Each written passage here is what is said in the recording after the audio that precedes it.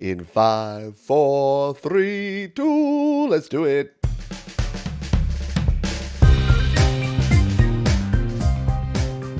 Yes, welcome to GarageBand Weekly, a day late, but not a buck short. This is episode number 72, and this is our weekly show about all things GarageBand. As far as I know, the only weekly live show about GarageBand in the world, but hey, feel free to challenge me on that, because I'm not actually sure. My name is Pete, this is Studio Live today. If it's your first time here, and you're a GarageBand fan, or you're, as we say, GarageBand curious, welcome to the show and to the channel. If you like this sort of stuff, consider subscribing. And if you enjoy yourself today, feel free to hit the like button. And as my buddy Mike over at Creative Source says, if you don't like it, hit the dislike button twice to show double the amount of dislike. Sure. Let's go with that.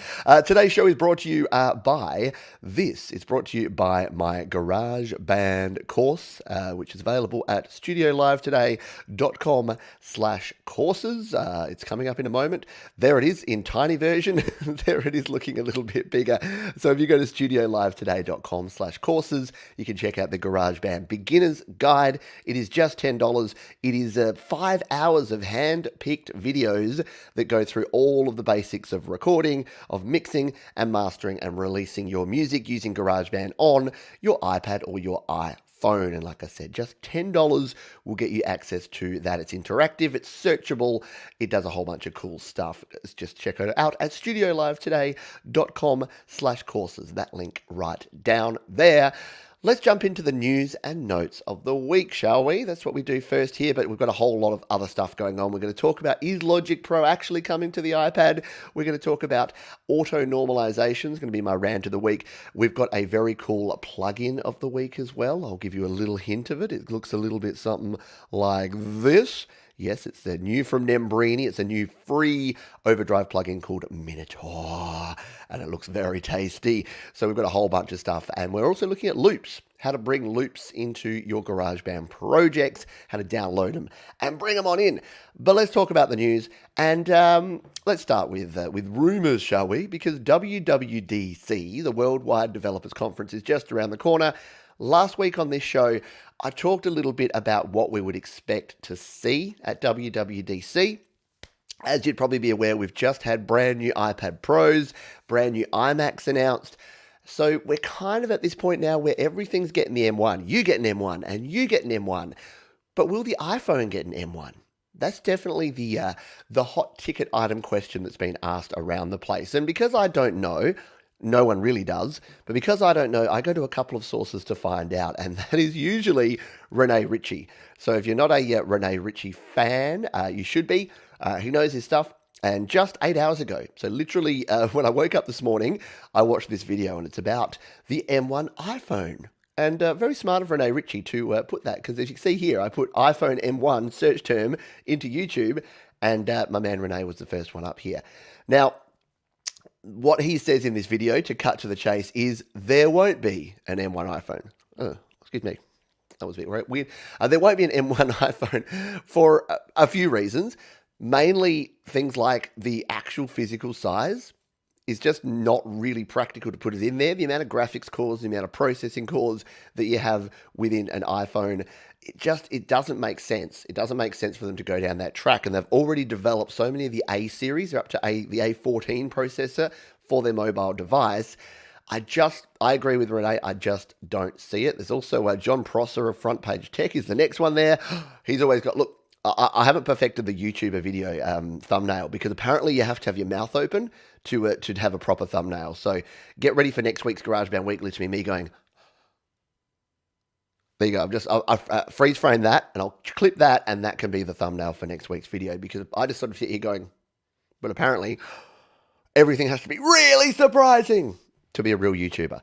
So do go and check out those videos, because those gentlemen, despite their open mouths, do know a lot more about what's going on than I do. But my take on this, my hot take, is that there will not be an M1 chip in an iPhone, because I just don't think from the power management side of things and from the physical cramming it in there side of things, it's going to happen. Plus, we don't even really need 8 gigabytes or 16 gigabytes on an iPad for all the things we do. 8 gig or 16 gig on an iPhone, would it be overkill? Yes. Would I be surprised, however, if it still happens? Would I not be surprised if it happens? No, nothing surprises me anymore. So that's where we're at with that. What else will we see at WWDC? Well, I mentioned it last week that I really think that we're going to see a combination, a conglomeration of the Apple OSs, iOS and Mac OS. So a lot of people have speculated for years that there's going to be a touchscreen Mac eventually, and the Mac OS will go all touchscreen. I don't think it will. A lot of people have speculated that you're going to be able to run Mac OS on an iPad. I don't think you will.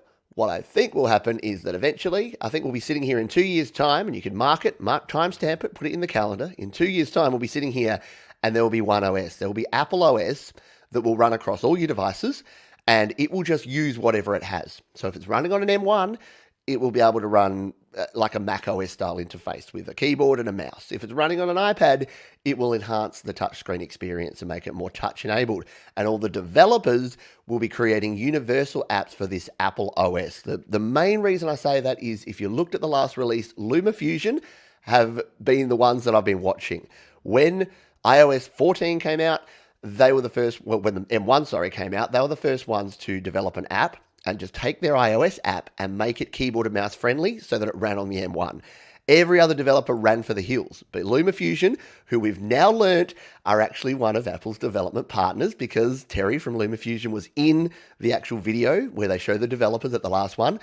I predict that at WWDC we're going to see an extension of that where we're going to start seeing these developers that are making these universal apps that are just going to run on everything.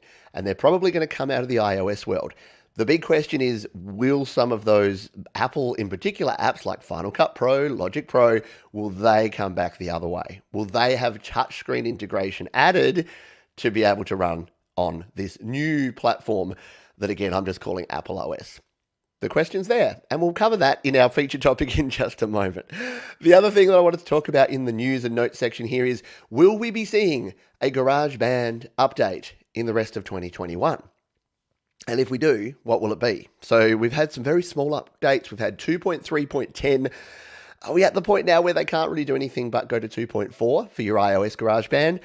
I think that's probably likely. And with the WWDC, I'm wondering whether this is going to come not to iOS 15, but will we get a little mini upgrade before that? Not sure. What would we see in a GarageBand update? I don't think it'll be much. I honestly think that we're at the point now where GarageBand iOS, and I'm more than happy to be proven wrong, GarageBand iOS has everything in it that we need. People will argue that it doesn't because it doesn't have all the Logic features. But you've got to remember that Apple make both GarageBand and Logic, and they're not going to just keep adding features to a free product that already does a really good job, already has a really big following. Folks like you and me will continue using it. I don't think we're going to see massive updates. GarageBand on the Mac, will it be left behind as the poor cousin of Logic, especially if they develop Logic for this new Apple OS infrastructure world? Probably. Again, GarageBand on the Mac has undergone pretty significant change a couple of updates ago. No, the last one was just bug fixes and stability improvements, but a couple of updates ago, it got some nice new shininess. So will we see anything new there? Probably not. Is that a really bad thing? Not really. I know that it would be great to see, like every time I do a video about what features you'd like to see in GarageBand, I get a heap of people say, I want this, I want that, we need to have all the bells and whistles. There's not really much right now that I don't think you can do in GarageBand that you'd be able to do with an update. It may require a bit of a hack or a workaround or a tip, but you know what? That keeps people like me in business. If GarageBand was perfect and you didn't have to do any workarounds or hacks to get stuff done, then I'd have no videos left to make. I'd just be like, there you go, folks. GarageBand's perfect. See ya. Thank you. Good night. We'll see. We'll see how it would go.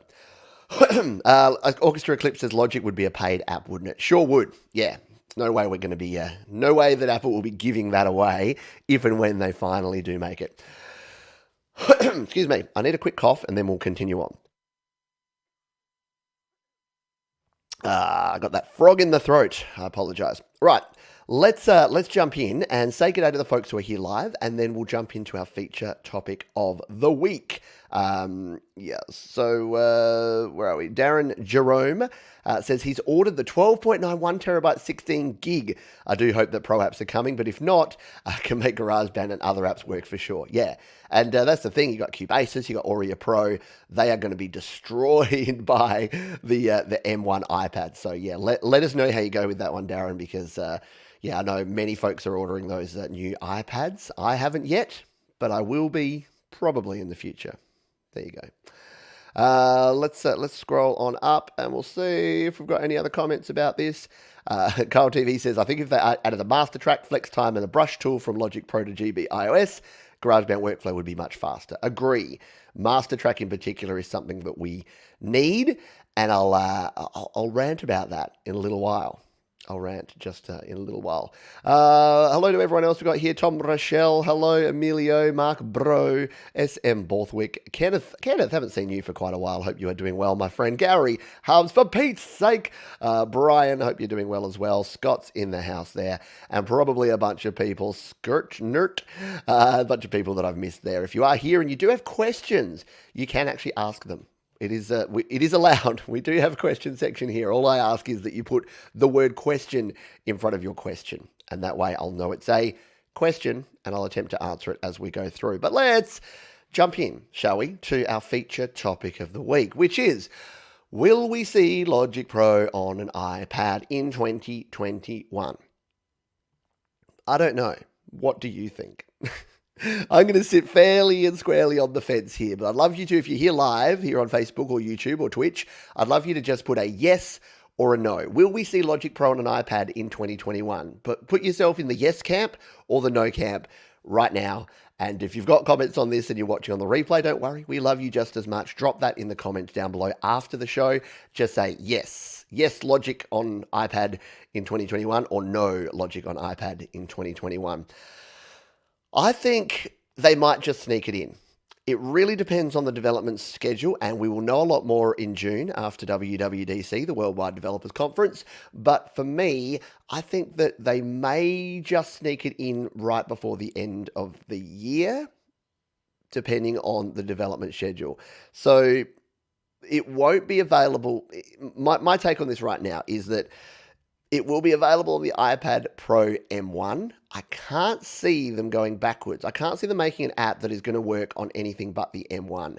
So for folks like me that have the iPad Pro 2020, which is like a year old, are probably going to be SOL, but there'll probably be some apps that they'll develop that will work on the M1. I do think that things like LumaFusion, as I mentioned, will have a universal M1 type app available, because it kind of already does, and maybe that will run, and maybe that will give us a glint of hope that even those of us that have got the old A12s and A13 processors in our iPads and iPhones will have access to some of these apps, things like Final Cut Pro and Logic Pro.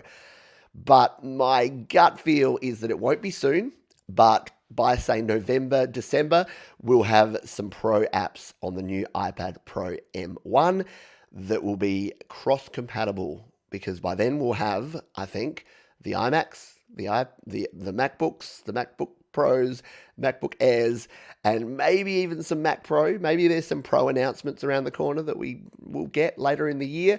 And I think when I was talking to Jade Starr the other day, she said she wouldn't be surprised if Tim Cook gets up there looking all buff and says, what is a professional? A professional is someone who creates content for others.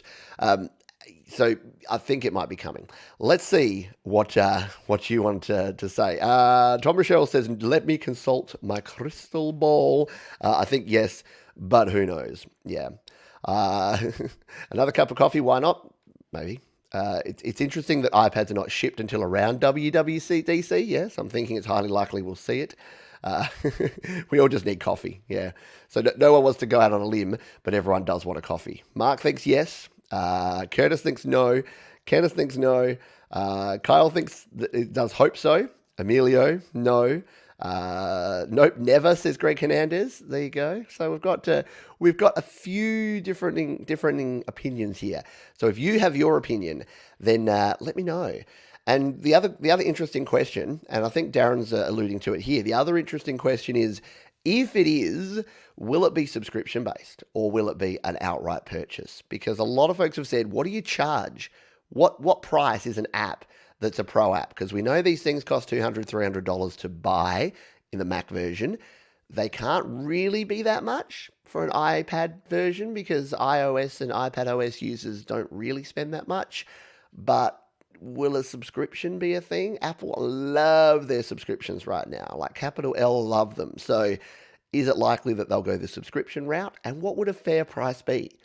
So I think I asked this a while ago, but if it was $10 a month for Logic Pro on the iPad, would you buy it? I probably would, especially knowing that I could buy it and I could subscribe and then unsubscribe. And Apple being Apple, they'd probably do a month or a 3-month free trial to get you suckered in, to pull you on in, and then make you pay. I don't know. We will find out. But yeah, watch this space because we'll find out together. And it will be a lot of fun regardless of what happens. But yeah, if you've ordered one, by the way, I think Patrick over at the GarageBand Guide, I think I saw he's ordered one. A bunch of folks have ordered them. They're not coming till the end of May, I think. So you've got about they said coming, what did they say? Releasing mid-May. And I think I've seen the 27th of May is when most people's are arriving. And I think Darren here is mentioning that there are chip shortages at the moment too. So if you do desperately want one and you want to be bleeding edge early adopter, you may want to get into gear and start ordering now. As Tom says, that yeah, someone who just bought Logic Pro last year at full price, I really hope they don't make it subscription now. Yeah, right? It would be a little bit of a middle finger to folks who have paid and bought it. Yes. So Mark says, free Mac like GB on iPad plus subscription-based Logic available. Yeah, it'll be interesting. Interesting to see what happens. Alrighty. There you go. Finally got rid of the frog in my throat. Let's jump in and talk about a rant of the week. Now, this is something that's been annoying me for quite some time, and that is auto normalization when you export a GarageBand project. This is a pain. So let me show you what I mean here. If you're not familiar with GarageBand iOS, for starters, let me say that on GarageBand for your Mac, you have the ability to turn auto normalization off and on. And I don't have a video on it because I don't cover Mac a lot, but I'm sure if you go to Dean Davis or Patrick over at the GarageBand Guide, they've got videos on there. It's just in the options, and you can go in there and you can say auto normalization on or off. I should have had GarageBand running here to show you that. But the problem here is that here in GarageBand iOS, we do not have said option. So no matter where you go, it should just be an option right in here that should just say auto normalization on, off, because it's doing a process here that is a pain in the butt. Because if you've got your track nicely mixed in here. Now, this is just a very basic sample track here, but we'll turn the volume of these down just so that we can prove my point here, and we'll hit play. So super low volume track, right? We'll bring it up a little bit. So if I wanted to export this amazing track with, 2 chords, then I can do that here. But look what happens when I do this. You can see there, look, really low, right? We're down here at like a quarter of the volume. We're probably at like minus 24 dB. GarageBand doesn't give us meters, but if it did, it would be like minus 24 dB. If we come out of here and let's just, we'll name this guitar example, not Brad example, guitar example, and we'll export this. So we'll tap and hold, and then we'll hit share. See what happens when we share this as a song. We'll just do an uncompressed WAV file and share it out. And we're just going to open it in. I'll open it in to audio share, just so that you can see what this does. So here it goes. It's going to export the song. Don't know why it's taking so long. It's 2 tracks, GarageBand. And we'll open it here in audio share. And look what it's done here. It's actually normalize this to 0 dB. Now, in this case, it's okay, yeah, because you've just got these spikes. So this spike here is up to 0 dB, but most of the spikes are lower than that. So it'll just take the loudest sound and it will bring the volume of everything up to that loudest sound. So if we hit play, hear how much louder that is than the original? Yeah, not cool, right? So is there anything we can do about this? Not really, but the one trick, the one tip, the one hack, if you've got tracks that you do want to bring the volume down, so you want some headroom for your mastering, so let's just say we turn these back up to their default volume here, it's going to be a bit louder, yeah? In fact, we'll put them all the way up to here just to make it a bit of a... So there you can see, like, we're peaking out the top here. Now, you'd never export a song at this level. But again, look what happens if we export this song now at those levels, because we'll get a very similar sort of result. So we'll come out here, we'll share this again, we'll do the open in, and we'll let it export. Should be pretty quick this time, we hope. And then we'll see. And then I'll show you one little tip that can help a little bit with this auto normalization. So there it is. So it's slightly larger, yeah, but it's still, you can see here that it's got larger waveforms. We'll just scroll down here. So there's the original down at this level, and here's the one where we've got it peaked out. So you can see here that with this one, it's limiting right across here. See how many of these are going right to the top and right to the bottom? This is because we've actually got it louder than. So the auto normalization is actually doing some limiting. It's turning down the volume of these peaks. If you've got something like this is better, because you can see here, it's not turning down the volume of many peaks. It's just finding that loudest peak and everything else is lower. The reason this is important is if I was mastering this track, I could bring this into something like Final Touch, just turn down the input volume and master it with some headroom. If I grabbed this, it's already limiting it. So if I turn down the volume to give myself headroom, it's actually going to be artificial because it's already going to have some limiting. You're going to get some pumping, you're going to get some distortion. So the simple tip here to make sure that your exports here in GarageBand sound the best they can is to turn them down. Now in this case, it's pretty simple because we've got 2 tracks. We can just turn them down to here, yeah?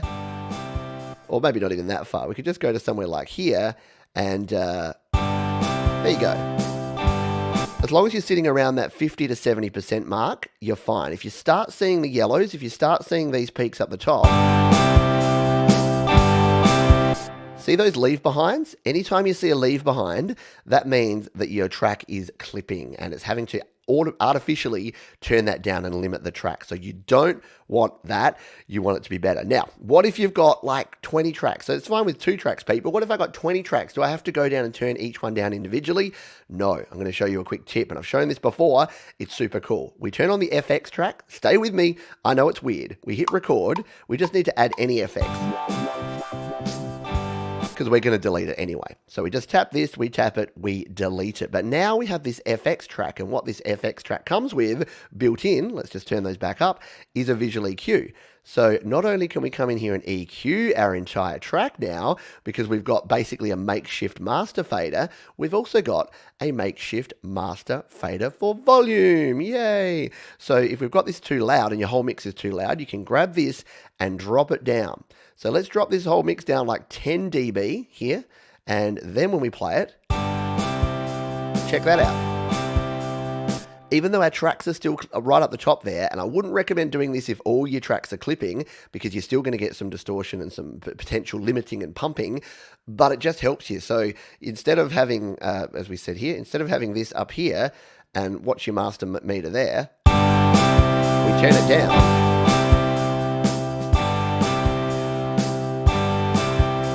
And if we turn that down and put it down to say minus 10 dB, now we can export. And instead of having it at that high level, we're going to get something similar to that first example. So let's just share this again.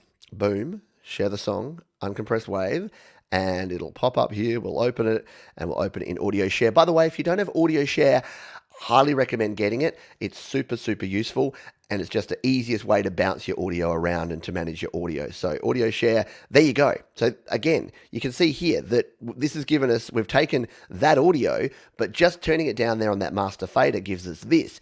Now, essentially it's the same audio, but look at the additional space we have there. Yeah, this one's going to 0 dB because of the auto normalization, but if we set this straight over to Final Touch and then turn the input volume down by say 6 dB, we're going to create what is technically 6 decibels of headroom. Then when we add our multiband compressor, our limiting, our EQ in Final Touch or wherever we're mastering, then we're going to have some headroom to do that. So auto normalization, super frustrating, but there are a couple of little tips that you can do. And the number one tip, if I had to say it in 3 words, is turn it down. Hopefully that helps you out. Let's move on to our next section. I'll just check to see if we have any Q&A that has come in here. There we go. Jeff says, I think is exactly what I was just saying there. Yeah, so add the FX track, record a little, disable it, then open the visual EQ on the FX track, and then that is the master track essentially. Master with some headroom. Yes, exactly right.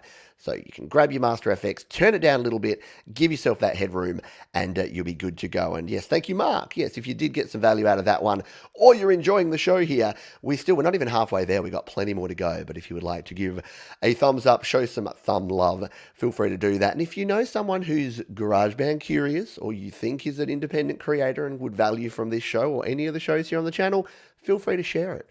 Let a friend know. Sharon is Karen, as we say. Sharon is Karen. Let's continue on here. A little bit of coffee. Oh, Darren Jerome's got a good question. What are your top 5 most used iPad OS apps? That's a really interesting question. Let's see if I can do this real quick before we jump into our tip of the week. So, GarageBand has to be up there because I use this for most of my recording. Audio Share is another one that I use all the time. So as you can see here, I've got all of my audio files in here. It's a bit of a bloody mess at the moment, to be honest. But yeah, Audio Share I love and I use all the time. Outside of that, what is next? Well, the last month it's been Cubasis because I've been using that a heap.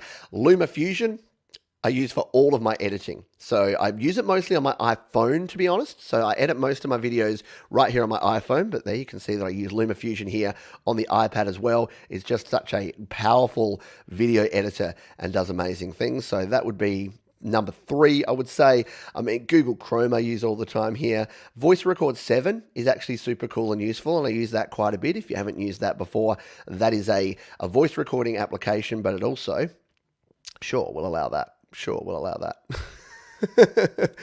Oh, yeah. So, I've used this before, but just obviously not for a while on this iPad. I use it again more on my iPhone. But if you ever need to convert files, convert video files to audio, convert WAV to MP3, Voice Record 7 is the bomb for that. And what else is here on my front screen that we'll finish with? Canva. So all of my editing for anything image related is done right here in Canva. Again, on my iPhone. Goes to show you how rarely I use this iPad for anything but music, because a lot of these other apps I use either on my other iPad or I use on my phone. So yeah, I'd go with that. GarageBand, Audio Share, Voice Record 7, LumaFusion, and Canva. They're my 5 creative iPad OS apps of choice. But what about you? That's a great question. What do you use? What are your favorite? What's a bit of a hidden gem maybe of an iPhone or an iPad app that you use that you find really useful? I'd love to hear it. Yeah, if you're here live, let me know. If you are on the replay, drop a comment. Is there something super cool that I should be using that you use and you're like, I can't believe Pete doesn't use this? Let me know. Alrighty. Let us go to our tip of the week. I will get to segment. And I forgot to play the theme music. Once again, Mark Lovell, Kronk Song, sent me a theme song for GarageBand Weekly 3 weeks ago. And I forget it every week. Next week, Mark. Next week.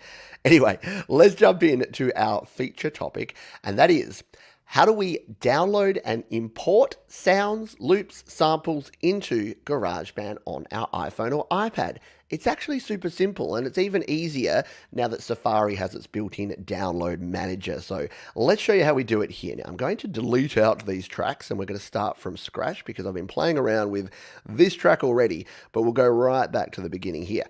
Now, the only thing I've done on this track so far, you can see it's completely blank, is that I've gone in here to my metronome, and this is defaults to 110 BPM. I've come in here to the tempo and I've turned it up to 124. The reason is the audio files that I'm going to show you here that I'm going to download and import are at 124 BPM. So the number one thing is if you're bringing a loop or if you're bringing something in that is at a tempo, when it's an Apple loop, so when you come in here and you use your Apple loops, it's fine because they can beat match to whatever tempo you have. But if you're using an actual file, so if you're coming here and you're grabbing a loop like this, see this one's 96 BPM. If this is the one we were going to use and we wanted to bring this in here, take a listen to what happens here if we play this along with our metronome. doesn't work at all yet because it's not there. And this doesn't have the ability, we can trim it, but it doesn't have the ability to change it. So if we go to settings here, we can loop it, but we can't follow the pitch and tempo. Different to if we actually used an Apple loop in here where we can do that. So if instead of that one, we actually grab this 60s shuffle drum kit, look at what this does. This actually beat matches right on the grid, yeah? And if we change the tempo, this actually changes because here in the settings, we have this option, the follow, tempo, and pitch setting. And that will help us with those Apple loops. But with our own loops, we don't have it. So I just wanted to explain that concept before we bring in a file into here. Now, the file that I'm going to bring in here, I need to jump out of here and go to a video here on YouTube because a while ago, and this is going to be a wee bit experimental, a while ago I did a video about how to do your own guitar loops. So I'm going to search DIY guitar loops here in on my iPad and see if we can find this. There we are. I am the third entry for DIY guitar loops. There you go. So here's how to create your own guitar loops in GarageBand. And you can follow this video and create your own loops. Let's tap on this one, bring it up. 22 interface. There I am. And then I'm talking about what I'm doing here. But down here in the description of this video, you can actually come in here and you can do this along. If you go to studiolivetoday.com/loops, you can actually download the loops to these ones. Now, what I'm going to do is I'm going to tap and hold and copy this. Can I do that? Tap and hold. No, I might just have to enter it. Using the mouse, sometimes it's a little bit clunky. I'm just going to jump over to Safari and actually type that in. So if we go to Safari here on my iPad, I'll just jump over here for a sec to make sure there's nothing in the background. Sometimes I have I have StreamYard open or I have something else weird in the background there that we don't want to see. I don't. In fact, I have freesound.org. So this is another cool place. There you go. Before we go on, freesound.org. Join freesound.org and that's got a great number of loops and samples. I've showed that in a previous video, but this one we're going to do something a little different. So again, if you're following along at home, head to type livetoday.com/loops. And this should take you to my webpage and it should take you to this little section here. Let's get loopy. So I've got some example loops there. I've got the video link there. I've already joined it. Sorry, I need to fix that. Sometimes you'll get that pop up more than once. I apologize for that. I am trying to fix it at the moment if you go to the website. But I've got these ones here. So Pete's example guitar loop. So let's click on this link and this will drop us into Dropbox. Now, if you don't have the Dropbox app, that's okay. In fact, in case you don't have the Dropbox app, let's show you this just as a regular way. So we'll close out of that. If you tap and hold, if you don't want to go to the Dropbox app, just tap and hold on this one and open in a new window. And what that, I meant to I didn't mean to do it in a new window. Yes, I'm almost out of space. And what we can do here is we can actually tap here and we can just download. Tap on download, and this is going to direct download this here. Yes, I would like to download. This is going to direct download this up the top here to my downloads folder. To go to it, I just tap on it. It opens up the downloads folder, and where are we? There we are. There's my zipped up file. So what I'm going to do is I'm just going to create a folder in here. Now you can put this anywhere, but I'll just create a loops folder here in my downloads folder just for convenience. I'm going to drag this zip file over to my loops folder, and then in here I'm going to tap it, and it'll expand out, and there is my folder of loops. So right here in my downloads under this loops, we've got all of these different guitar loops. So you can do all of these yourself as well. And if we jump in here, we can actually take a look and a listen. So this one is a power chord at C with an amplifier, and it sounds like this. Sounds a bit Summer of 69. Got my first real six string. So we actually want that, but we want it without the, so where's the power chord C? We want it without the amp. So there it is, clean. So the clean version of that sounds like this. And we want it clean for reasons I'm going to show you in a moment. So we've got those all there. Now, how do we get these into our GarageBand project? Well, it's actually super simple. If we come back to GarageBand and we tap on this loops icon in the top right corner that we were playing with before, we can go to Files. And these are all the files I've already imported in here. And yes, Pete is terrible. He needs to clean up his imported files because I use this iPad to demonstrate. And you can see I've got a whole bunch of different files in here. But if I want to add new files, I tap on this one. I browse from the Files app. And then all I need to do is navigate here to the place. And I know that it's in this downloads folder. I've created this loops folder to make sure that it's all in the same place. Go into here, and here's all those guitar loops. So where was our power chord? The only problem is how to view them. Can we do this? We'll do them as a list. That's better. So don't forget, you can change. If you've got your icons there and you can't read your file names, you can tap that and change it to a list view. So we want a C chord and a clean C chord power chord here. So we're going to tap on this one, and that'll actually load it on in. And there we go. It'll pop in there. Now we just need to find it. Here it is, PJ Loop power chord C clean. We tap it, we drag it, we plonk it in a fresh track, and now take a listen. We've got a nice C chord right there on the beat. Pretty cool, yeah? Now we can actually start adding some more things in here. So if we'll just delete that drum for now. Let's just add in, say, a drummer to complement this. So we'll go to drummer, and we'll go Darcy. Sure, why not? Pretty good. Just make her a bit louder, a bit more complex. Cool, yeah. And we know it's on, we know that it is in C, so we can add a bass guitar now. So let's come in here and grab our virtual bass and put that one on there. And let's use some autoplay, shall we? Yeah, that'll work for some autoplay. We hit record. We're on the C chord.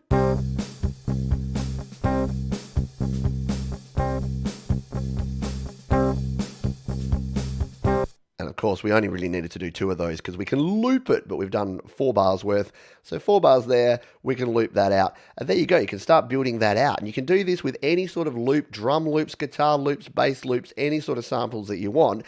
The key things to remember are that you want to make sure it's a compatible file. So any WAV or MP3 or M4A or AIF file, it's got to be 24-bit or less. If it's not, you can use something like Audio Share. So if you come over here, if you've got a sample that's 32-bit, bring it into Audio Share, and you can actually come in here and convert it. So you can convert it down here to make sure that it is a 44, so 44 kilobit.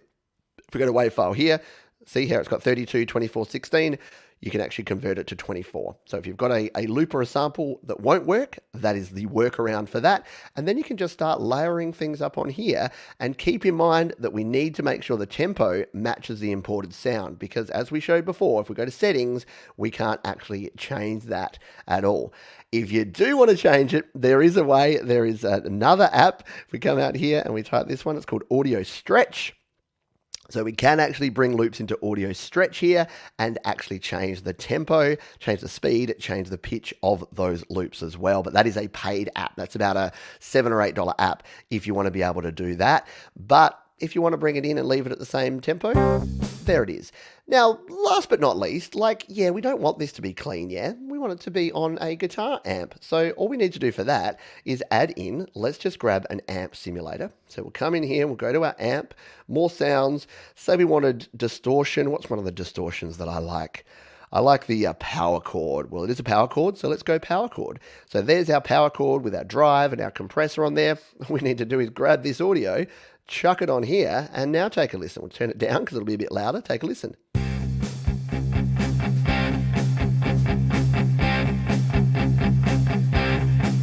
Very cool, yeah. Rock and roll, right? So that is as simple as that if we want to bring in your own loops. So you can check out that video, create your own loops, create your own guitar loops, your own drum loops, export them, and then save them for future projects. It's a lot of fun, and it's super simple to do here in GarageBand. Hope you found that one useful if you haven't done it before. Let's check the chat and see if we've got any other hidden gem from Audible Video Auditor for loops and audio. That's something I haven't checked out. Let's take a look at what that exactly is. Let's do a little bit of app stalking while we've got a couple of minutes here between segments. What is it called? Auditor. I've used Wavelab. There it is. Auditor Audio Editor. Looks pretty good. Yeah, it looks like it's got some options. Does this have like audio stretching options and that sort of thing? It looks pretty solid. Looks like it's got a lot of stuff in there. Maybe that's one for me to check out in the future. Auditor. Nice. here's what we do. We take a screen grab. That's my brain. My digital brain is to go to my camera roll and say, what did I actually look at? There we go. Yes, welcome to the Pete Johns party. Party every night, party every night. I'll just see if we've got any questions before we move on. Looks like we're all good. Yep. All right. If you do have questions, don't worry. You can throw them here in the chat. We've still got another 20 odd minutes to go, but we are going to jump in now to our plugin of the week. Let's get ourselves set up. We'll come back here into GarageBand and we're going to undo.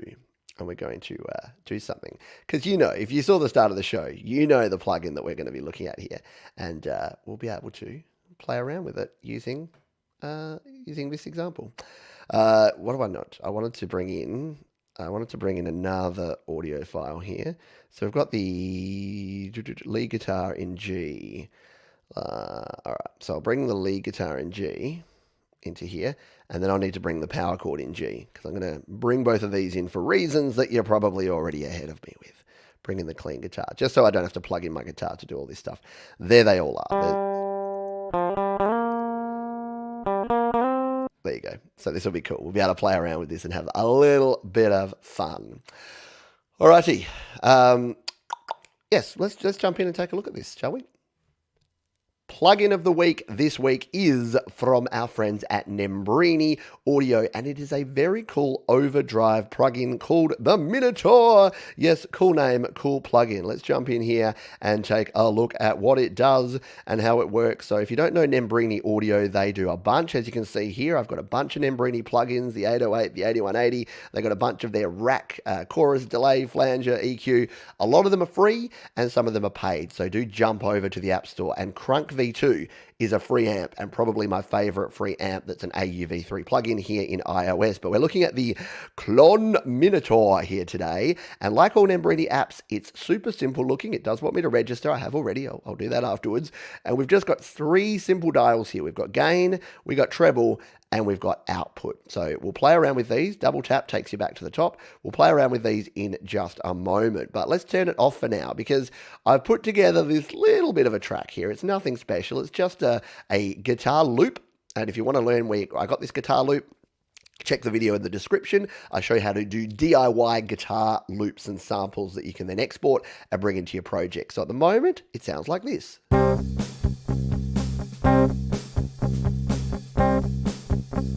Not very cool, right? Not very inspiring, because it's a very clean guitar. I've recorded it in here clean on purpose because I want to show you the power of using some amp simulators and plugins here. So let's go over here and go to our plugins and EQ. We'll remove it just so that I can show you how we add in a plugin here. So if you've got your track here, by the way, if it looks like this, all you need to do here in GarageBand is grab this handle and pull out to the side, and you'll get all of this, and this will give you much more control over your track. Tap on your little mixer icon there. It may be hidden under a drop down if you're on an iPhone, but you'll get to this section here. Tap the plugins and EQ, hit the edit button, and then if you've got a free slot, which you should, you can hit the plus button. If you don't, just remove something like this effect EQ. We don't need that one, and hit the plus button. Now here are all your standard effects here in GarageBand, and here's your audio unit effects. So if we scroll on down here, all of our Nembrini audio are under NA, and the Clon Minotaur is this one. Now again, we'll just exit that. So we've got gain, treble, and output control here. What we'll do is we'll solo this track so we can just hear the guitar, and we'll play this one here. And at its default settings, it sounds a little something like this.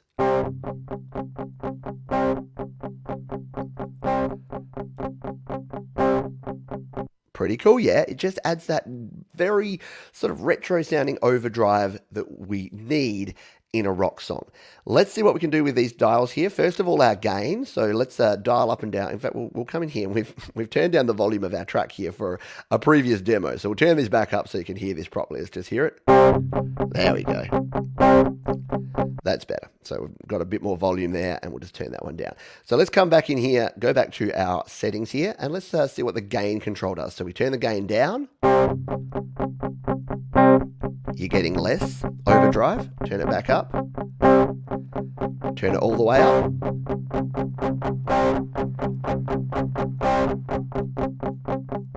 So you're going to get a lot more fuzz up this end. You're going to get a lot more clean sound at this end. So we'll leave that somewhere in the middle. Let's play with the treble dial now. We'll leave the gain in the middle and play with the treble. Gets a more muted kind of sound there if you wanted some sort of palm mute sounds. And a more harsh, high treble end sound there. And then finally, we've got our output. So this will help you if you do something here, like say you did want a little lower gain and you want a more treble here, you can actually make up for it with the output. So let's try this one.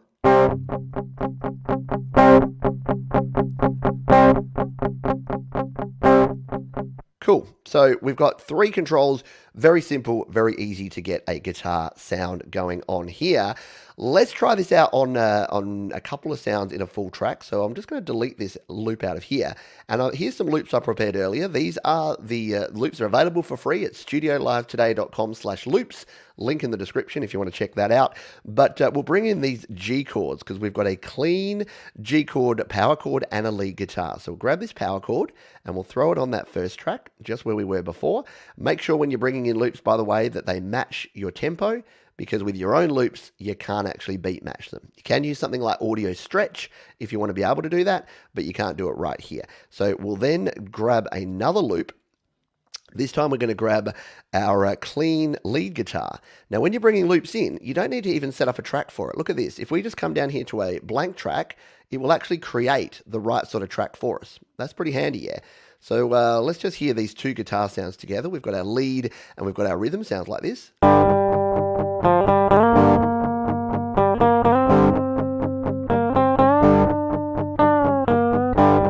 All right, and we're in G. Now, this bass is not going to match our G because this is in C from the other one, but no fear, because it's a virtual instrument. Excuse me. Because it's a virtual instrument, we can actually edit it. So we come in here to our settings. We can actually change this. No, it's not our settings, is it? It's our edit. Let's try that again. Edit here. We can actually change this from a C to a G. So all we need to do is grab all of these, and they're on a C at the moment. So we go C. Or do we take it down? Yeah, let's take it down to a G. There we go. Now this bass is going to work with us. Bring our drums back in.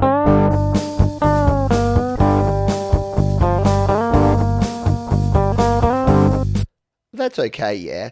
But what's lacking here is any sort of cool amp sound. And that's what we want to add here. So I'm going to actually layer up a couple of things here, because the cool thing about Audio Unit V3 plugins here in GarageBand and anywhere else in iOS is we can actually add in multiple. So let's work on this rhythm guitar first. So we've already got the Nembrini Overdrive there, but we want a little bit more here. So what I'm going to do, we're going to go into our edit. I'm going to bring the Overdrive down to here, and in front of it, I'm going to add in the Nembrini Audio Crunk V2. So this way we can actually have an amp sim beforehand. So we'll turn off the Minotaur for now so we can see what this amp sim is going to do. So this is the Crunk V2. We'll use one of our factory presets, shall we here? So let's go with a crunchy preset, like the Crunch A is going to sound like this. That's going to be way too intense. We're going to go back to our clean. So our clean crunk. And we've lost it. Yes, this happens occasionally. Let me just bring back our video. It usually happens, around about the 45-minute mark. I don't know why. I use an app called Reflector 3 to reflect my screen, and around about this time in most shows, it just goes away. I do need to reach out to the creators, to Air Squirrels, and say, can you help me with why this happens on most shows? All right, we're going to plug back in. Plug our audio back in. We should get our monitoring pop up in a moment, like so, and we're back and off to the races. So that was probably a little bit intense on that one for what we're looking for. So we'll lower the output on our crunk and give it a little bit less bass. There you go. So we've got on our rhythm guitar, we've got a little bit more crunch from the amp, and then we can layer it up with the Minotaur like this. Give it a little more treble.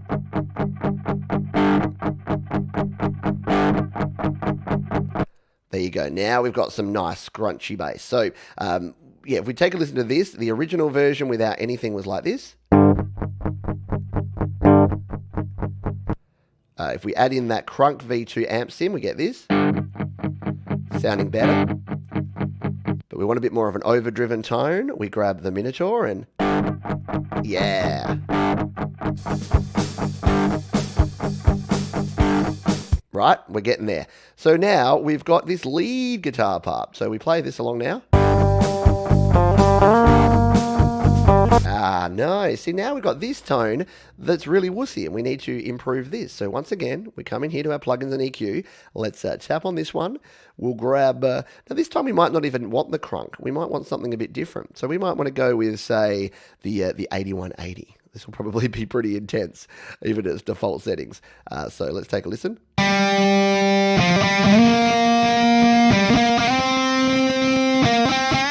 Yeah, that's pretty intense there, but that's just to show you one of the other Nembrini amps that you can. That's a paid one. I think it's about $10, but worth checking out if you like your amp sims. But we'll leave that off for now, and this time we'll just use, because you don't actually have to use an amp sim. Sometimes just using something like the Minotaur will be enough. So if we come in here and we tweak this, I should probably say don't show me again when I get to those. So now we can play around with this Minotaur, and let's dial in the tone that we want here.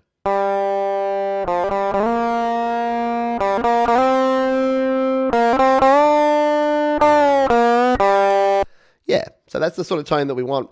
We'll bring it all back together. We get something like this.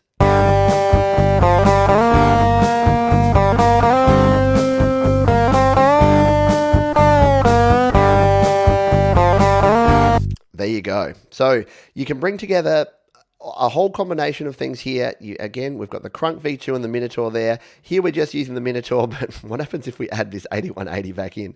So we really do layer it up here. This is going to be intense. So I'm going to turn the volume down. Let's take a listen. That's pretty cool.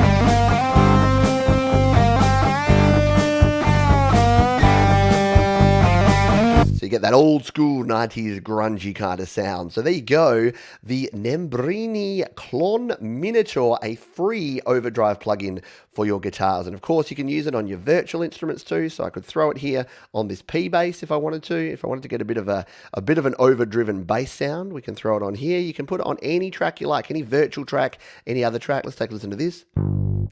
Oh, that sounds cool actually. Yeah, that's the way. And we still have this little error here where it shows as orange. If you just tap off and tap back on, it'll go to the right icon. That's just an iOS bug that we have at the moment, because actually I haven't updated this to the latest version. Apparently that's been fixed in the latest version, but there you go. That is the Nembrini Minotaur Overdrive plugin. Download it for free right now, available on your App Store.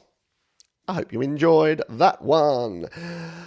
With the breakdown in the middle as well. And yes, no surprises there if you're wondering why I kind of re-explain some things when I'm doing those. Yeah, guess what? I'm a lazy man, and they're going to be clipped out and put out as separate videos, because why would I do a live show where I demonstrate stuff and then re-demonstrate the same stuff to do the actual video review? So yeah, if you do see that one come out, then you'll know where it came from. You can say, I was there when it first happened. I will be there.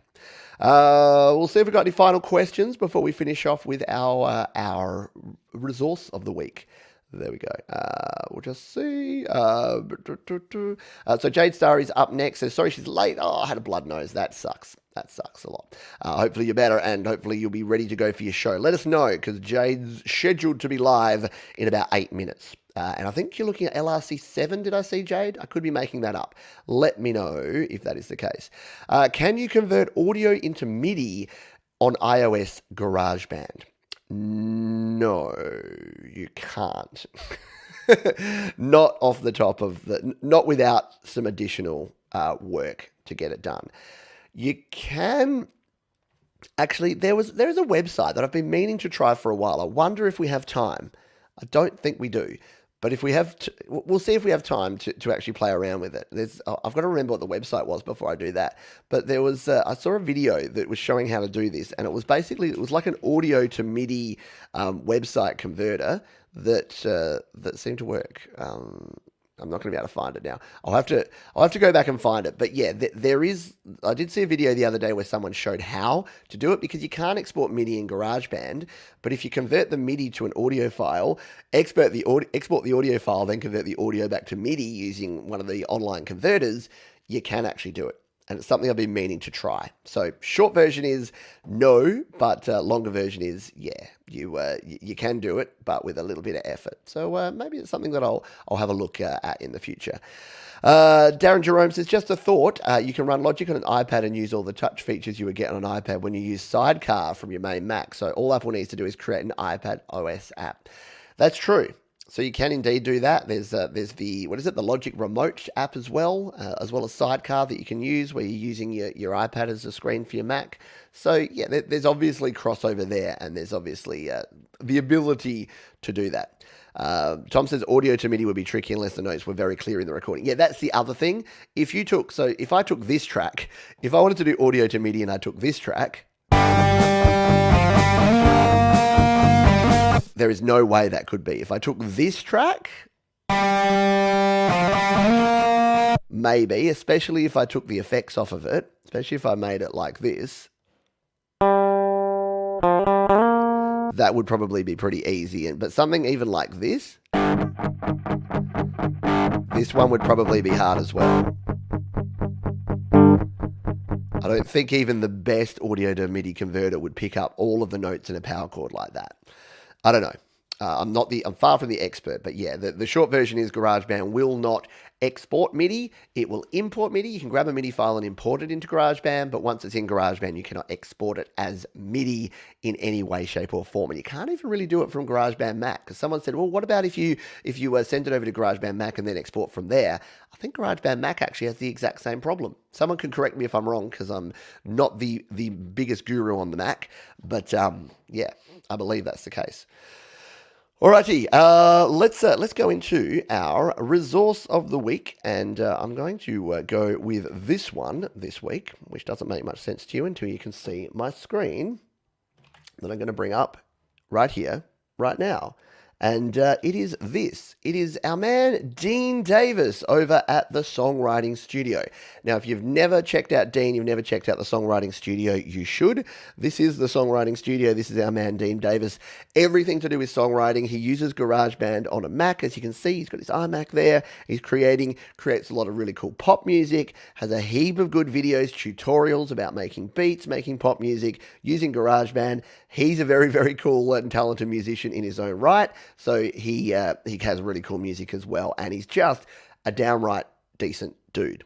So you should definitely go and check out Dean. He actually has he's got lots of cool videos here, as you can see. But one of the coolest videos I've seen of his lately is the one that we were showing there at the start. So let's let Dean introduce his video here. Let's take a quick look and a listen at what Dean's got to offer in this one. Hey GarageBand users, welcome to the studio. My name is Dean, and today I'm showing you more than 25 advanced tips, hacks, and features that you can use to up your GarageBand game. And I'm gonna be sharing these advanced tips in 3 different categories as you would use them in real time. So we'll start in the recording realm, we'll move on to editing, and then finish with mixing. So without further ado, so there you go. Very, very cool, and it's a good quality video, 16 minutes, so you're not gonna be there for ages, and you are indeed gonna get 25 different tips, learning about all the different options in GarageBand Mac. And the reason that I get to this point, I'm usually promoting folks like Patrick at the GarageBand Guide or Dean Davis over at the Songwriting Studio, is that I ain't no Mac expert. I've used GarageBand on Mac for one song. I know my way around GarageBand on Mac, but GarageBand iOS is definitely my forte. So instead of me struggling through and trying to give you tips and tricks and resources about GarageBand Mac, I'm just going to send you over to the pros. And Dean Davis is one of those pros that I think you definitely need to check out. Alrighty, we are coming to the end of the show here. Once again, thanks to our sponsors, me, but shout out to Retrieve, because they are the ones who helped me put together this. It's on the Retrieve platform, and that's what makes it super cool. This is my GarageBand iOS Beginner's Guide. As you can see there, you can pick it up for just $10. It's got some really cool features in here. You've got your getting started, your recording, and your mixing and mastering, and it's basically 5 hours of hand-picked videos from right across the channel. You might be thinking, Pete, if I can get it all for free here on the channel, why would I pay you $10? Well, one, because you're a nice person, you want to support the channel, you want to support independent creators, but 2, it just gives you a one-stop shop reference point, because the cool thing about this is you can search So you can type in EQ and it will pop up and find all the things about EQ. And don't tell anyone, but there's even a support section there. So there is a way that you can actually direct message me from right within here. So I think for $10, it's pretty darn good value. So go over to studiolivetoday.com/courses, check out the GarageBand Beginner's Guide, and we'll have more GarageBand courses and maybe even Cubase's courses coming very soon over there at that site. Up next on your programming schedule for today, Jade is indeed looking at LRC7. She's going in blind. Good luck. LRC7 is very, very cool. Has a few quirks, which I know that the developer, Rob, is working on at the moment. But yeah, it is a very cool EQ, 7-band EQ for free. Who can argue with free when you get something that cool for free? So do jump on over to Jade's channel now. Check out her review of LRC7.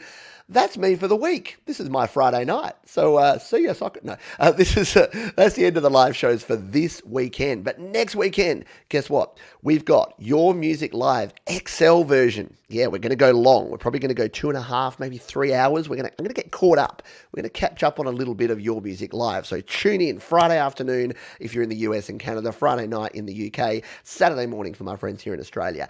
We've then switched things up a little bit on the Sunday. We're going to have the happy hour, of course, that we normally do. Which is Saturday for most of you folks. We're doing a special Mother's Day edition. So any mothers out there in the crowd, we'll be asking for you can only make a request if you're a mother. Or if you have a mother, no, doesn't count.